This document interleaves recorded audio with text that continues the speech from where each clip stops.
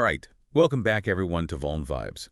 We're diving back into the WP Safe block today, really getting into the guts of the latest WordPress vulnerabilities.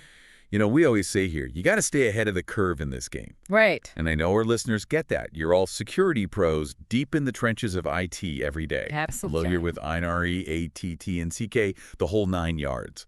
So instead of just running down the usual list, today we're going deeper. Let's analyze the big picture trends. What's really going on behind all these vulnerabilities? What are they telling us? And one thing that's been really standing out lately, it's the number of vulnerabilities we're seeing popping up in not just plugins, as you'd expect, Right. but themes too. Themes, yeah. And what's more, a lot of these aren't just targeting admin accounts. We're seeing a surprising number that can be exploited by users with, well, pretty low access levels.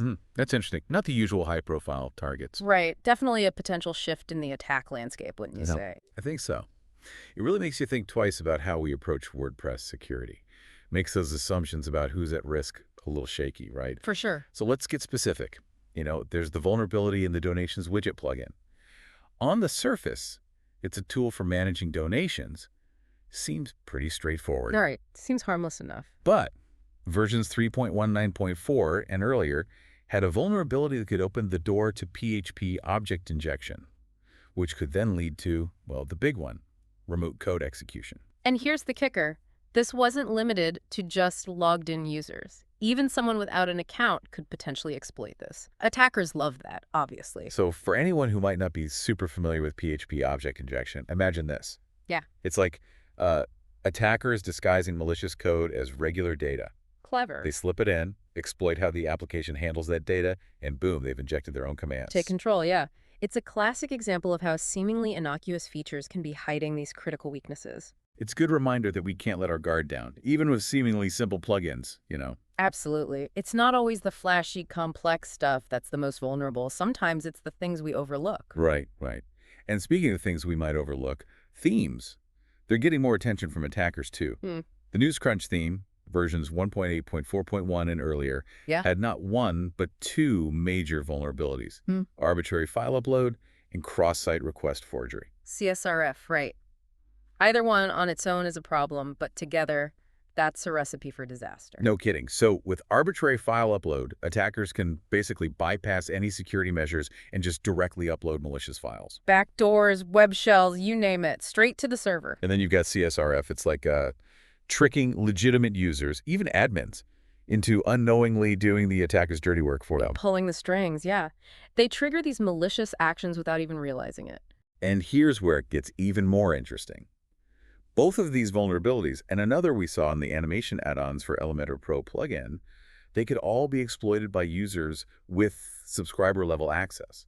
So we're not even talking about administrators here. Exactly. This whole trend of going after lower-level user roles, it's a big deal. It tells me attackers are getting smarter, looking for those weak points we tend to miss. The path of least resistance, as they say. Right. And it's not just about brute-forcing admin accounts anymore. It's about exploiting those often overlooked security gaps in these less privileged accounts. So what's the takeaway for our listeners? If securing admin accounts isn't enough anymore, what do we do?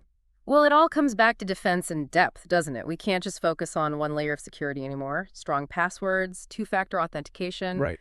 Carefully managing user permissions. You have to be thorough, meticulous. It sounds like staying on top of plugin and theme updates is more important than ever, too. Those developers are constantly patching vulnerabilities, so you got to make sure you're running the latest versions.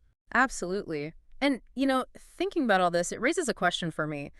As WordPress sites get more complex, more plugins, more themes, all these moving parts, how do we make sure security keeps pace? Yeah. Are we expecting too much from users to manage all this? That's a good point.